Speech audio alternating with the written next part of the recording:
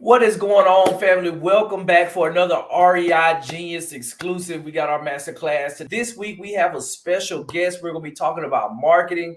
And I have Patrick here with us for Dream Big Digital Products. How are you tonight, Patrick?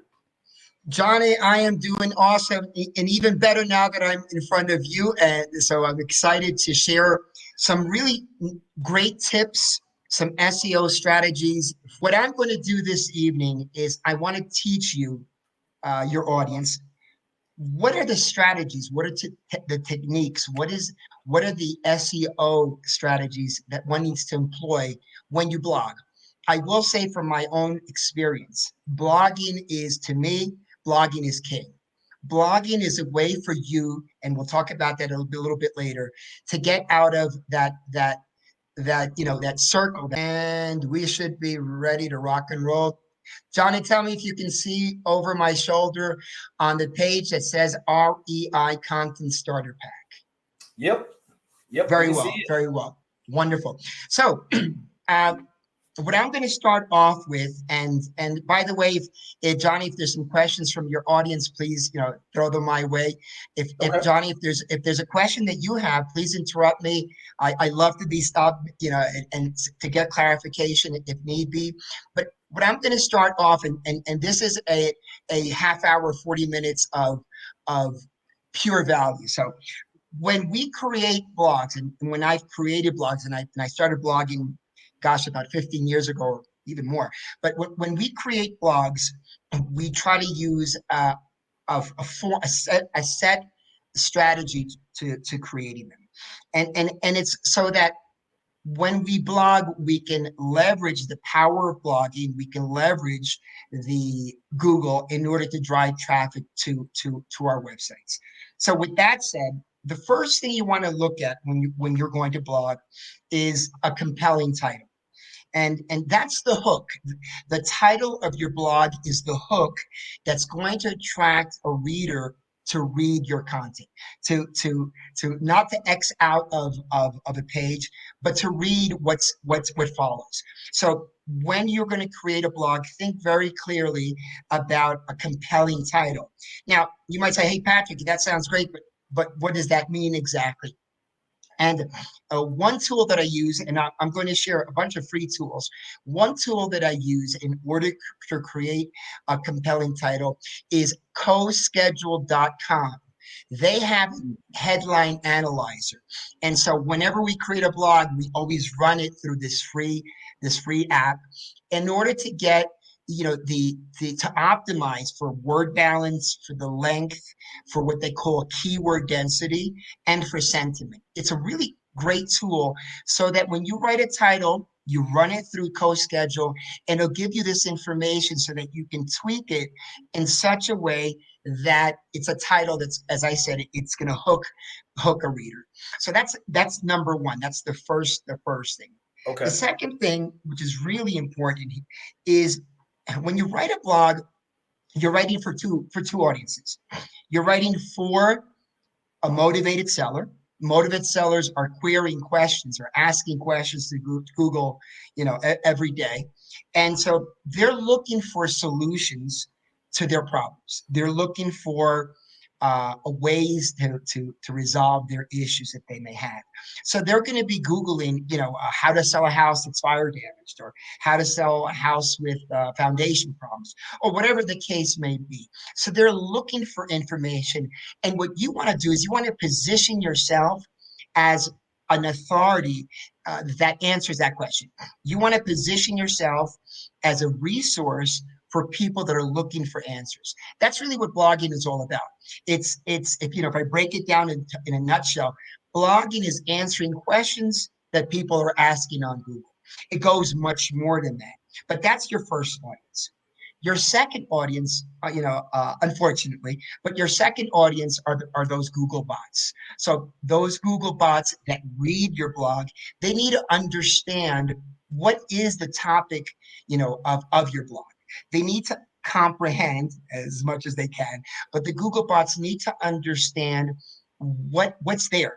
Now, obviously, they don't have a brain like you and I, but we can communicate the text, the information by not only the copy that's in it, but by keywords. Keywords are the main way to communicate with those Google bots. So when you create a blog, and that's true right from the title, you want to make sure that you're using an article, that you're writing a blog that has some keywords that people are Googling, keywords that people are entering into Google. Now, again, you might say, hey, Patrick, that sounds great, but how do I do that? It just so happens that there's a couple of ways, but one way that you can find keywords that people are Googling, that are entering in a Google search, is simply by what is called predictive keyword phrases. So in other words, if I were to type, Johnny, if you were to type how to sell a house, you don't even finish, and this is an example of a screenshot, you don't Right. even finish the sentence, and then Google is going to give you a bunch of different keyword phrases. Now, these keyword phrases, they're not here just by chance. They're here because the more people enter a query with needs repairs, the higher, the more likely that Google is going to Mm. recommend that predictive keyword phrase. So So it's so it's it's easy as essentially, that. so essentially, Google has done the homework. They understand what people are searching for, so they're just suggesting to kind of beat you to the punch to say, "Hey, yep, this is highly likely what you're about to type in the search engine based off Correct. the couple words that you already have input." Correct. And then guess what? You got a title for a blog. In fact, just here we've got a title for about 6 or 7 or 8 different blogs that we could write, and they already have the keywords that people are searching. So that's important. Now, there's a second way that you can find keywords. You'll notice that when you enter a query in Google, at the bottom you'll see what's known as Google's related searches. So at the bottom, you're going to see where Google is going to suggest other keyword phrases. So in the example that I have here, you'll see at the bottom, how to sell a house fast in a slow market. That's a wonderful blog, a title, and you can write an article about that. Or creative ways to sell a house. It goes on and on. And by the way, right here, we have probably a dozen or more, maybe even about 20 blogs that we could write just from this query that I didn't even finish writing. So it's easy to find those keywords because Google does all the heavy lifting for you. Having said that, it's important to keep something in mind. It's important that when you write a blog that you use long tail keywords. And and the reason for that is that it's very hard to rank for a short-term a short tail keyword. So let me explain, Johnny, the difference. And I'll give you an example of a pizza. If I were to Google pizza, chances are that's a very short, a tail keyword. It's one word. Chances are that the results would be places like Papa John's and Pizza Hut and Domino's, the big players in the industry.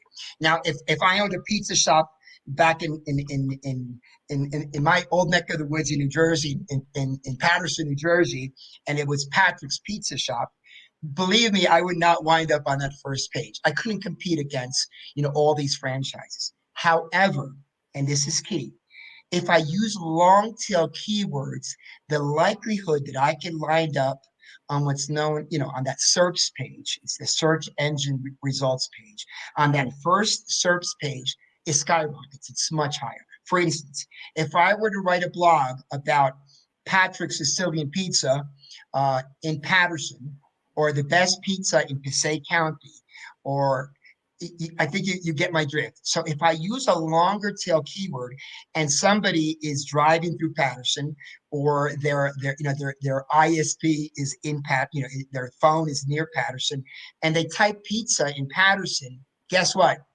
Domino's is not going to come up, nor Pizza Hut. Chances are that they're going to see my blog. And if they Mm. see my blog, guess what? They're going to click on it and they'll visit my website. So as a real estate investor, when you're writing a blog, it's important to use long tail keywords. So I would say something, for instance, Johnny, how to sell a house that needs repairs in Des Moines, Iowa, or Miami. Uh, that's a way for you to reduce the competition for those keywords. And if you write enough content, If you write enough blogs, believe me, because that's one of the ways we've generated and continue generating motivated seller leads. If you write Okay. enough content, you're going to be found. So that's a little bit about the power of using long tail keywords. Now, alongside with this, or rather, let me switch and then I'll get back to hyper local focus. But alongside, one other thing you need to keep in mind when you're writing, and this is semantically related keywords, by the way, that's an SEO strategy that you need to employ in blogs in order to get the most SEO juice. And so when you're writing a blog, we spoke about a compelling title. We spoke about long tail keywords. It's really powerful if you use semantically related keywords. So they're keywords that are similar to your primary keywords. Again, you're going to say, well, that sounds great, but where do I start? There's another free tool that you can use, and it's known as the LSI graph. And you can just go ahead and pop in. By the way, while you're at it, if you want to take a screenshot of this, you'll see this URL here. You can visit REI Content Packs. And if you click in where it says REI Content Starter Pack, you can revisit this page at any time. You can also, and I'll go on a tangent for a second, reach out to me. If you want to reach out to me, pick my brain. I won't charge you a penny. I'll be more than happy to do that. So getting back to the topic. So an LSI graph, this tool, will give you the semantically related keywords. Again, we're doing this more so for Google, but it'll also help you discuss related topics, related issues, related information to your primary keyword. And so if you're sell your house fast, you'll notice that LSI graph will give me, and by the way, there's probably about 40, semantically related keywords. So you don't want to force it. You never want to force your content to just please the Google bots. You want it to be natural. So I'm not going to go ahead and take all of these semantically related keywords, but if there's one or two that I could include in my copy, then that's really, really important. So that's something to keep in mind. Now, one thing that many bloggers fail to do is use internal linking. So I'm switching gears for the moment, and I'm going to talk about internal linking and why do you want to use internal linking, and what's the power behind internal linking. So internal linking is simply directing people that are reading one of your blogs to another one of your blogs, to another one of your blog posts. So you want to make reference, try to create a matrix where if I'm talking about, for instance, issues that I could have when closing on a home, or what to do if my house it doesn't appraise, and you have something that is related to it in another blog, try to create an internal linking strategy or internally link one blog to the other. It'll do a couple of things. Number one, if I visit Johnny, your website, and I Google in how to sell an inherited house, or I'm going through divorce, how to sell my property, and I'm reading a blog, and all of a sudden I stumble into a section about the best way to position my house or to stage my house, and I click on that blog to another blog that you've written. Now the lights go on, and I say, "Oh, this guy Johnny knows what he's talking about," because he's delivering valuable information to me. So that's number one. So Johnny's authority, his expertise shines through the blogs. And then number two, and of course, as I mentioned, we're writing for two audiences. Number two, the Google algorithm looks for the following. It looks for how many people visit your website, first of all. But it also looks for how long the people that visit your website are engaging with the content. So if there's a visitor that lands on your website, reads a blog, maybe reads a second and even a third blog, rather than being on your blog for 2 or 3 minutes, they might be on your blog for 10 or 15 minutes. And that's an indicator. That's kind of a little box that's checked in the eyes of Google. And they say, oh, the people are finding the content that's here. They're finding it valuable. That's much different than if somebody enters and just exits out. So those are one of the SEO strategies that will help your blog and your website wind up on that first, on that first service page.